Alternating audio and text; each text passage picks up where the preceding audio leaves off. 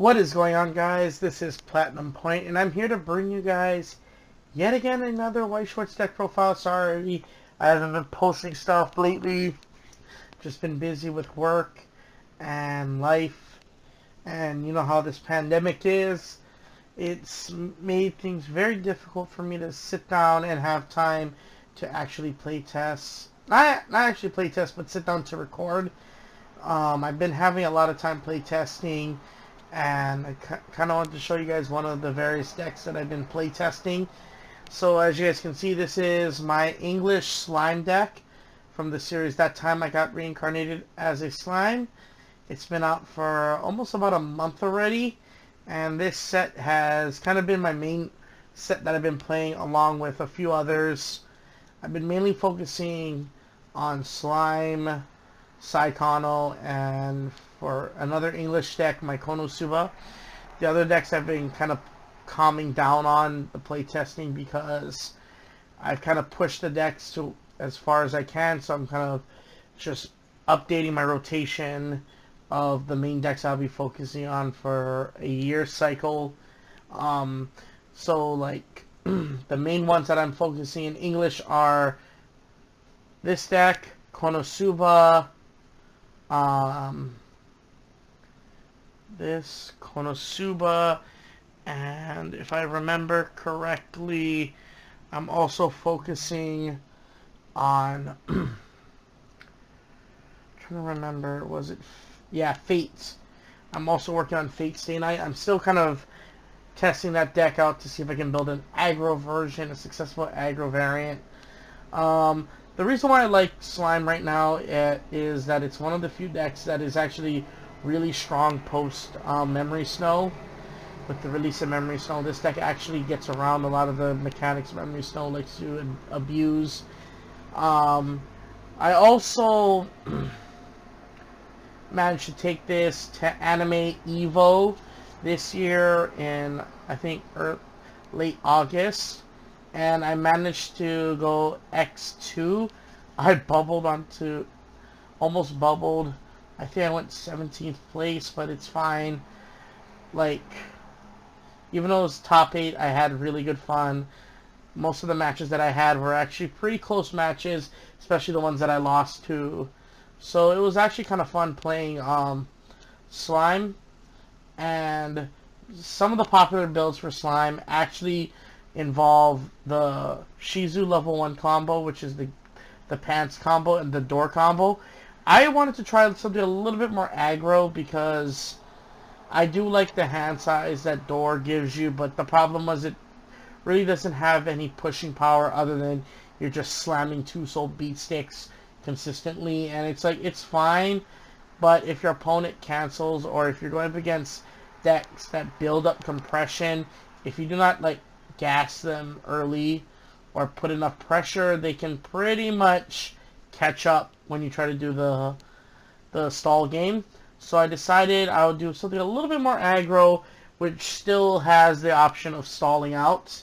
So without further ado, let's get onto the deck profile. So in case you're wondering what the win trigger, it is basically the climax combo for the 3-2 Rimuru. So without further ado, let's get on to the deck profile. Starting with the 0 step, I am playing 3 copies of the Trial Deck Rimuru. I know most builds are playing utility level 0s in the form of runners, clean cuts, or oversizes, but I prefer just pure utility since this deck doesn't. The main goal of this deck is to constantly compress by surrendering board and pushing damage, and you're always having hand size because the climax combo and how much utility this deck gets, that you're always going to have a full hand even if you're not running doors. So I needed some form of hand fixing and just building up resources while maintaining a decent tempo. So the Trial Deck Rimuru is actually really good, and I run it as a 3-of. I also play 3 copies of the 00 Chloe, which is basically used for her on-play effect, which is discard 1 character to search your deck for this 1/1 anti-magic mask event. I know some builds are playing the backup version, but since I'm going for more consistency, I needed some way of plussing while compressing, and the 1/1 event from the trial deck is more than enough.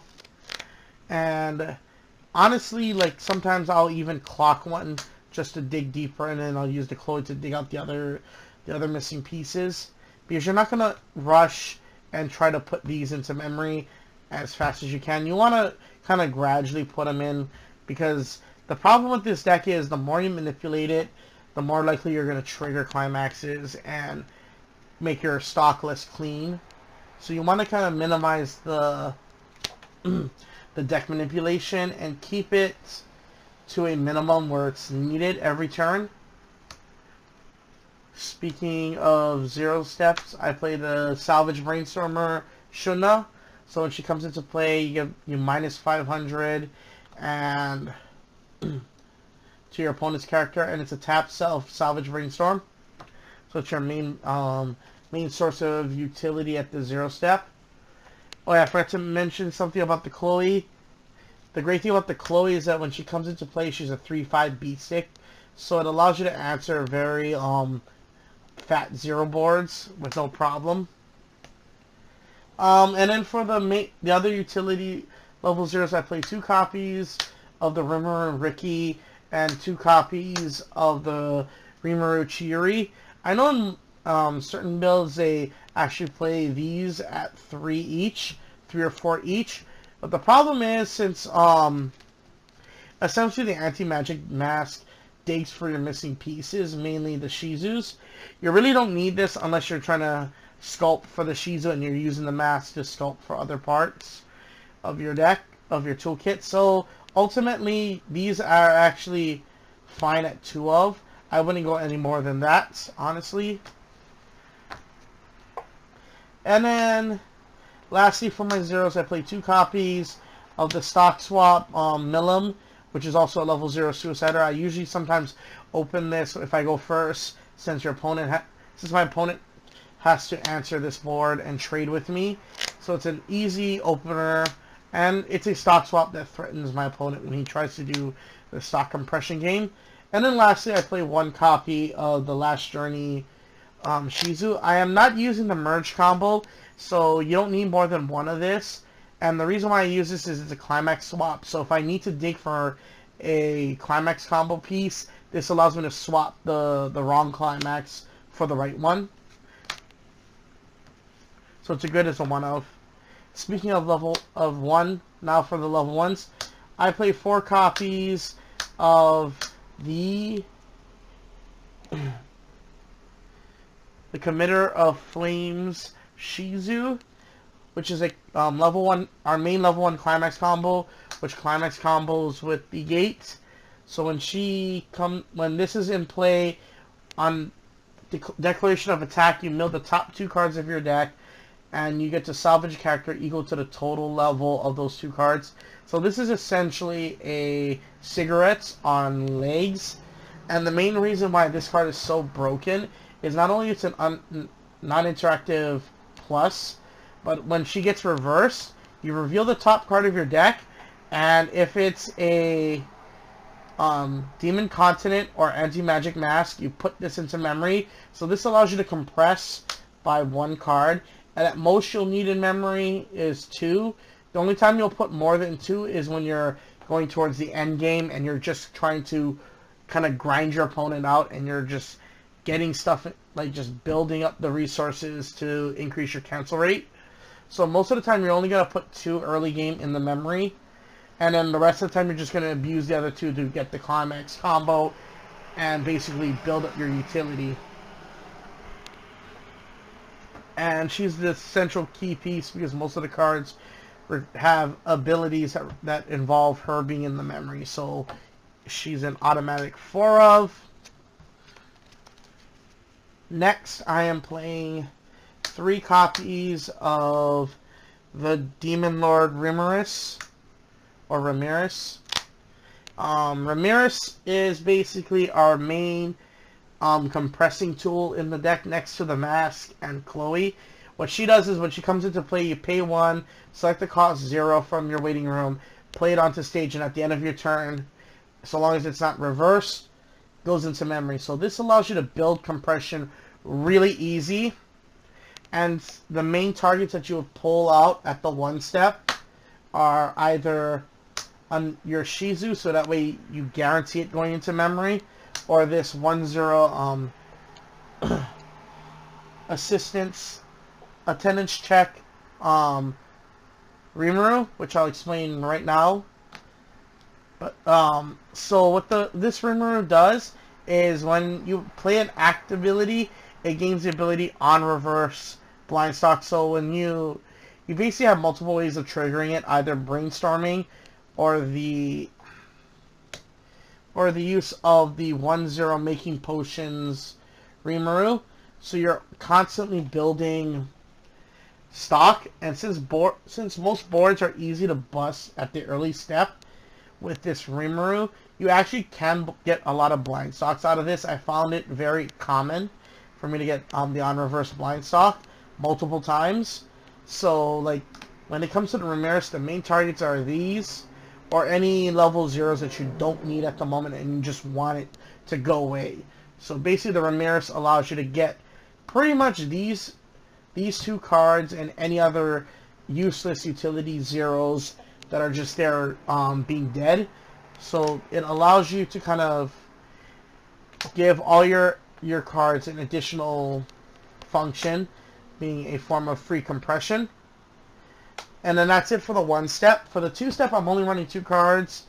One of them is the Summoning Tempest Wolves Gobata, which is the Lifa counter from in Tensura. So when you play this as a backup, you check the top card of your deck and add it, and then discard a card. So this allows you to dig deeper during your opponent's turn to increase your cancel rate. And lately, this card is, we used to joke about this card, but now it actually is prevalent since decks are getting more and more, having more and more ways to compress. So this allows you to just increase your chances of canceling every turn and surviving and dragging out the match in order to benefit for your favor. So the last level 2 I'm playing is the Power of a Hero Shizu, which is basically a 2/1/2K assist to level 3s. You basically use this to pump the 3/2 Shizu early play, so she's a 12/5, and it makes it hard for even standby decks to answer. So she's just there to make your early plays fat. Speaking of level 3s, I play 1 copy of the Dragonoid Milim. So I basically use this as my secondary finisher. When she comes into play, you get to reveal the top card of your deck. If it's a Demon Consonant character, burn 1. And for every other character that attacks, this card gains 1500. So when you put this under here, and your other boards swing, she becomes easily 12/5, 14/5, and 15/5 with Climax. So she'll be able to get the on reverse effect, which is pay 3? Yes, pay 3 on reverse clock kick. So this allows you to secure the game when you get close to finishing. And then the main early play in this deck and the main healer that I play is 4 copies of Memories of Japan Shizu. So she has the early play condition when 2 or more of the Conqueror of Flames, not committer, Conqueror of Flames Shizu is in the waiting room, in memory. She gets -1 level, so she becomes a 2/2, and when she comes into play, heal, and she has an auto hand-on card if I have 2 or more Demon Continent traits on board. So she's a 10/5 with hand-on core. So this is basically your main kind of staying power at the 2-step, since she allows you to stabilize and control the board at the 2-step, which is actually really good. And the best part about her is you can play her at any time of the game when you're at level 2, and you don't have to worry about your number of climaxes in the waiting room. And then lastly, we play 4 copies of Successor Rimuru. When this comes into play, you get the top 3 check, and then if you have Conqueror Flame Shizu in memory, it gains the ability pay 1, tap a card on board, and play another Successor Rimuru or Predator Rimuru from hand onto board for just 1 stock. So this allows you to flood the board with the Rimurus, and oftentimes what your goal is to have enough stock to proc the Climax combo for 3 of them, which is an pay 2, burn 2. So this is basically your precision burn at a much more deadlier number, since 2 is likely to be lethal in most cases. So when you proc the burn 2s, you need to usually at least stick 1 or 2 in order to kill your opponent. So having multiple instances of damage increases your likelihood of closing the game, which is really nice about this card.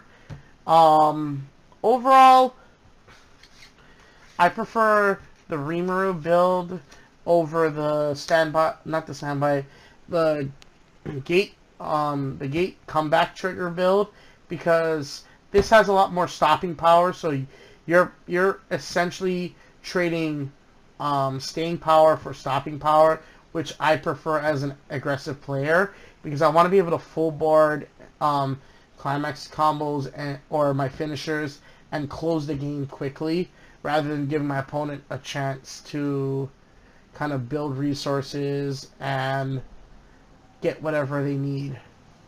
So I hope you guys like this deck profile. This is probably one of my favorite decks to play. The next deck profile that I'll probably showcase is going to be either my Data Live build, or I haven't yet decided what other deck. So it might not even be Data Live the next video, but I'll let you guys know when you guys see it. I hope you guys like this video. Sorry for the late updates. Don't forget to rate, comment, and subscribe. And if you want this deck list, link to this deck list will be in the description below. Once again, this is PlatinumPoint. Don't forget to rate, comment, and subscribe. Stay on point, guys. Peace out.